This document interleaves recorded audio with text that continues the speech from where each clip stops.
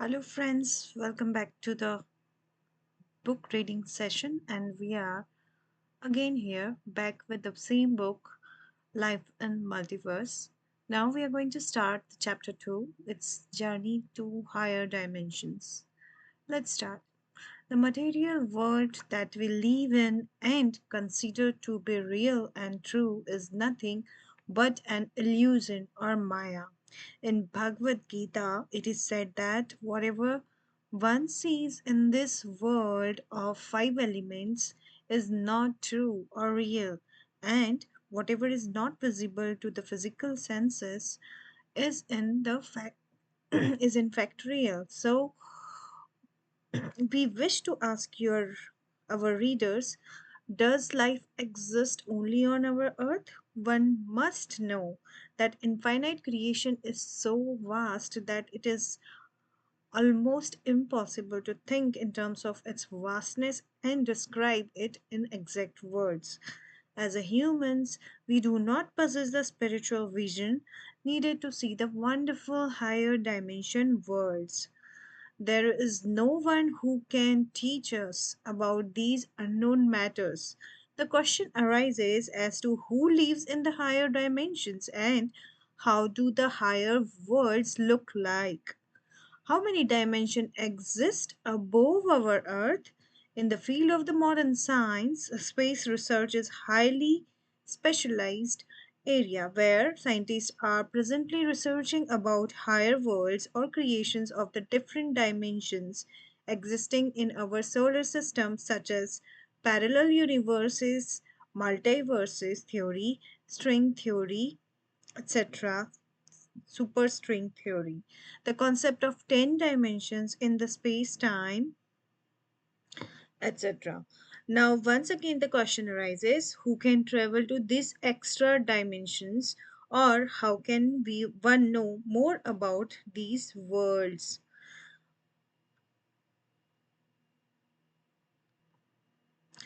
Whether any life forms exist outside our planet? Will we ever be able to know in our present lifetime?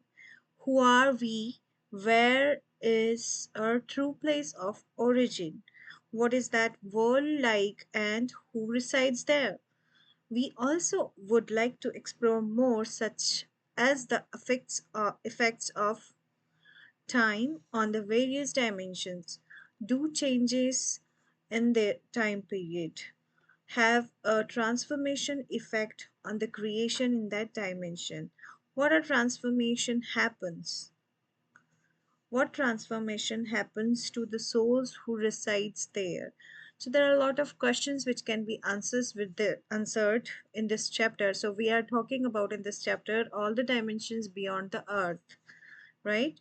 So we know till now about earth. Let's explore what is above and beyond the earth.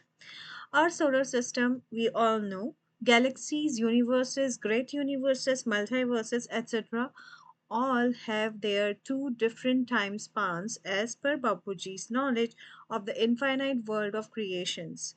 Details given in his earlier book, which is known as Anantakoti Mahakal Pralay. It's like a dissolution of infinite systems, solar systems. Therefore, it is necessary to understand that time, which is known in scriptures Kal, as we know, flow differently in different dimensions in a solar system. For example, our Shastras and Vedas in the scriptures, Indian scriptures, have explained about 14 layers of creation, which is Bhuvan or Lokas. Bhavan or Lokas. So in Shastras, or like I would say scriptures, Indian scriptures, it is known as Lokas or Bhavans, which we call as a dimensions existing in our solar system. So we call it Brahmand in Hindi, where there are distinct differences in the speed of time in each and every dimension. Science is also in agreement with the concept of the relativity in position and time in various coordinate system in space. Science is in the search of absolute frame of references with respect to which speed, time, and position can be defined. So we know that science also always curious about the time dilution, especially. So, for greater clarity on this topic and for the benefit of our readers, we have given in concise manner the details of the seven higher worlds with the earth as a base dimension. So, in this book, in this chapter, we are going to talk about the seven different dimensions where the base is the earth. So, the first one will start is the Bhuloka, which is earth or mortal world. At the beginning of the great Mahabharata war, I think everybody knows about Mahabharata war. It's related to the Lord Shri Krishna, because Shri Krishna was there a part of the Mahabharata war. He's the chief warrior from the Pandava side. There was a chief warrior from Pandava side, Arjuna, became very agitated and felt a deep sense of sadness since he would have to fight against his own grand uncle, his guru, and cousin brothers, the Kauravas. Re- the Mahabharata was more about a fighting between the cousins, where Arjuna was in very agitated because he has to fight against his relatives. So that time Arjuna felt guilty about waging this war of righteousness and justice, that is dharma, on the battlefield. As the war was about to commence, he even refused to lift his bow as he felt weak and despondent at the prospect of killing his entire family. So he got worried that, okay, if I'm going to kill the family in front side, those are my cousins. Their family is there, and of course they will kill my family too. So he was very much worried about that. Upon seeing Arjuna's despondent state of mind, Lord Krishna, who was the guide or charioteer, advised and taught him the divine knowledge called Bhagavad Gita. So, this gives a clear picture about the Gita. When it has been given, it is given by the Sri Krishna at the time of Mahabharata war. In order to convince the Pandav prince Arjuna, Lord Krishna had granted a glimpse of visual manifestation of his divine nature. Krishna took the Vishwaroop form. Basically, Vishwaroop form is he took the big form, like a head, very huge form, where he was indicating that he's the he's the creator of everything, this universe, like this solar system, beyond solar system. So in his mouth also he was showing that all the universes are rolling on, like they were, we can see as like balls, like blue balls are roaming, are in his mouth. So it's just like, it's hard to explain, but yeah, a cosmic form revealing his immortal, all encompassing self.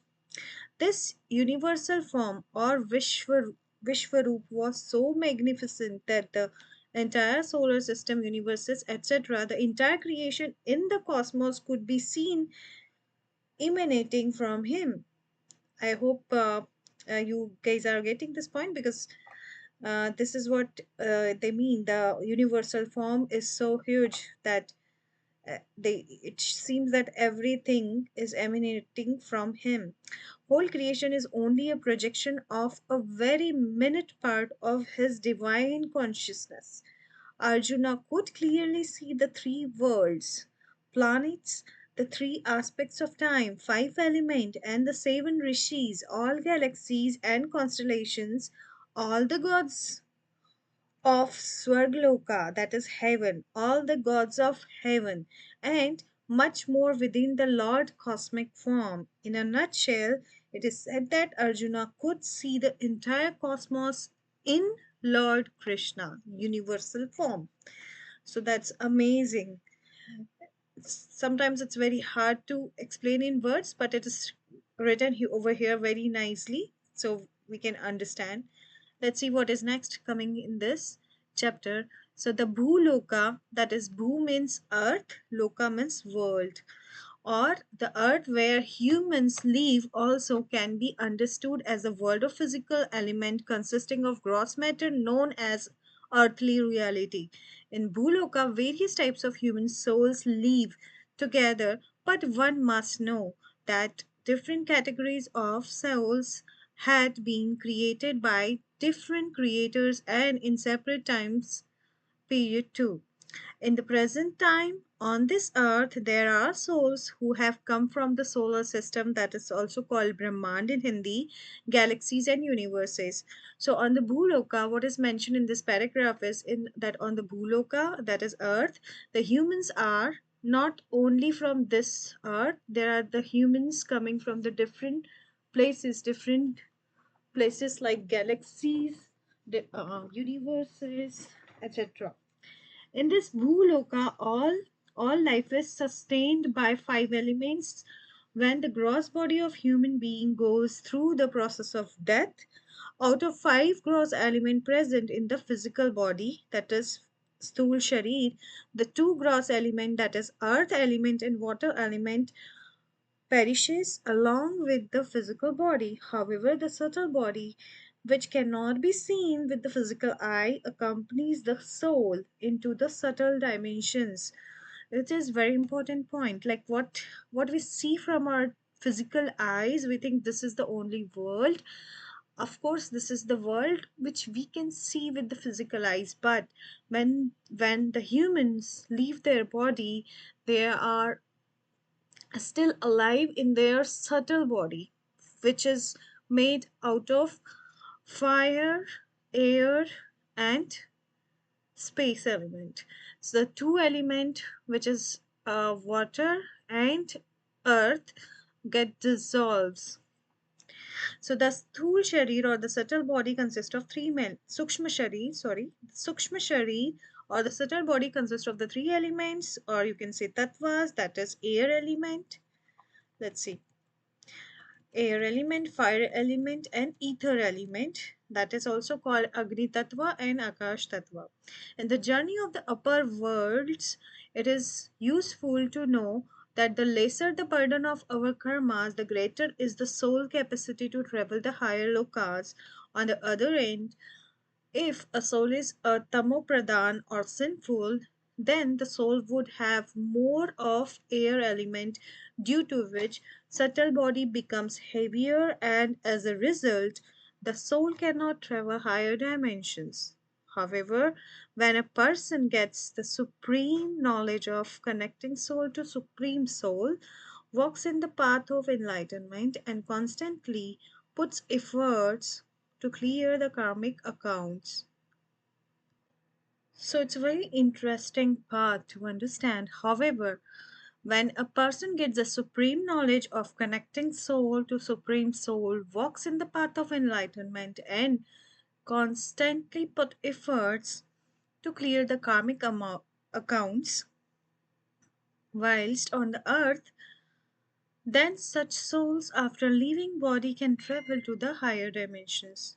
Every human being must know and be aware that this world is mortal world, which is also known in Hindi Mrityulok, and what we see through these physical senses in this mortal world is illusion or maya.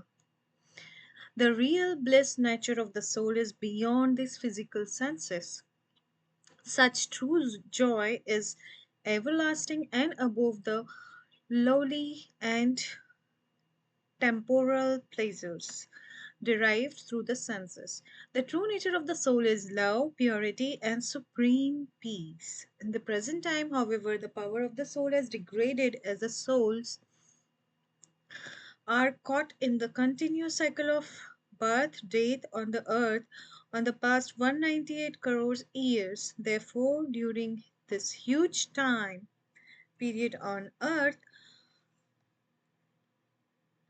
the past 198 crores years, that is 1.98 billion years. Therefore, during the huge time period on the earth, the soul has forgotten its basics, true attribute and nature due to the karmic bond and weak soul power. Very interestingly, so what is being mentioned here in this para, that the journey of the soul, you can the human, when he leaves the body, he can only travel to higher dimensions if he is not sinful, or so, because if the soul, the energy becomes sinful, then there is a element, that is air element, becomes so heavy that it cannot lift up to it's basically earth gravity pulls down the energy rather than energy go up.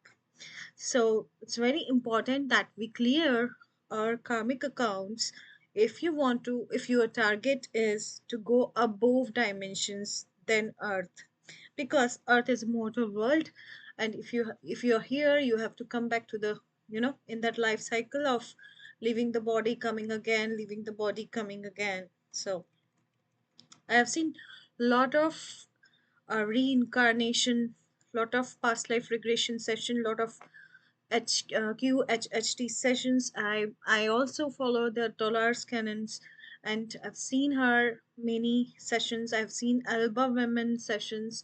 I've seen Alison Co sessions, and all are awesome. And all the sessions are telling us that the life is not only on this earth, there is a life beyond the earth, and the science also has proved that the life beyond the earth is there. So beyond the earth, science has shown us that there are different solar systems, there are uh, universe, there are multiverse. So if you see the science, if you see the PLR session, past life regression session, if you see the Dolores Cannon sessions, the new world from 3D to 5D we are moving, these all are the knowledge. These all are the knowledge which we should think, we should give a thought about it, so that we can reach where we belong, right? So let's move to the next paragraph. In the Mahabharata, while imparting spiritual knowledge in the form of Bhagavad Gita, Sri Krishna says to Arjuna, "O Arjuna, you and I have undergone many births. I know all of those births, but you do not know them. O O Parantapa, O Parantapa, scorchers of enemies." Wow. Since you have forgotten your past lives, for you this physical world enchants you with the attractions and attachments. This is taken from the Bhagavad Gita, chapter 4, verse 5. By this, we can easily see that the Lord is reminding Arjuna of past lives that both had. However, the difference was that the Sri Krishna had memory and knowledge of his past birth, but the Arjuna did not. Sri Krishna, as an enlightened being, did not have any attachment and identification to his body, and so was not restricted by its limitations. Whereas the normal human beings, a strong identification with their present body restrict their ability to remember what occurred in their past life. This ability of forgetfulness of the past life result in a soul to leave the old physical body and take upon a new one after death, just as one would discard old garments and wear the new ones.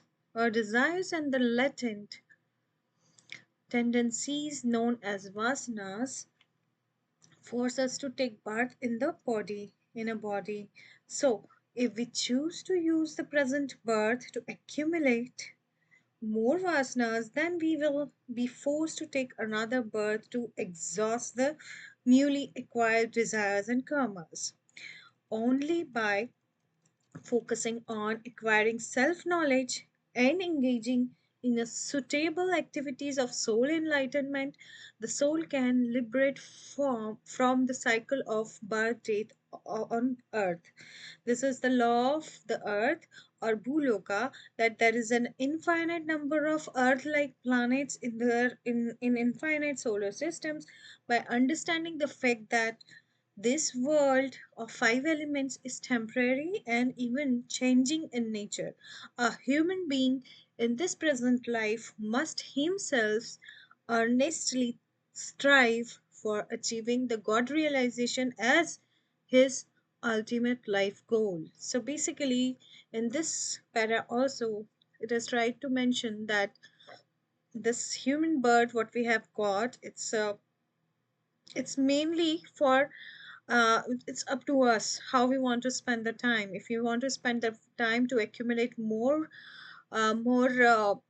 materialism things, like more wishes or desires, so our whole life will be, this birth will be lesser to achieve those desires. So in a day, how many desires you do? I want to eat that, I want to see that, I want to have fun there, I want to go there, I want to roam around the world, I want to go to this country, I want to go to Switzerland, I want to go to the in the nature. These all are okay. If you're going in the nature and connecting to the nature, and if you're connecting to the God, and it's helping you in settling down yourself, disconnecting from everything and relaxing you down, calming you down, which can invoke your true self, which is energy, which is soul, which invokes your true happiness. That is what is good, but not the temporary happiness, a happiness which sustain longer, which uh, which basically that happiness, that whatever situation come in front of you, you know who you are. You are beyond this body, you're beyond this world, you are not everything here, but you are more than everything. You are not just this body, you are not limited. Okay, you are limited in this lifespan because you have different people surrounding you. You have different relations, different country, you have different people, whatever desire you do, but you are here for such reason that you need to finish the unresolved energies with other, unresolved connections with others, unresolved energy from that particular city, state, or country. So that's why you are there right now.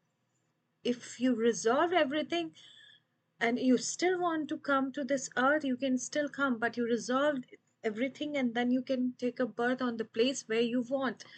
So that is a very good thing, which is like when anybody leave the body, whatever is in that person's mind, that's what happened, that get manifested. So you leave the body basically. If you manifested that you have to be, you like the Switzerland, you have to be in Switzerland in your next birth, something like that.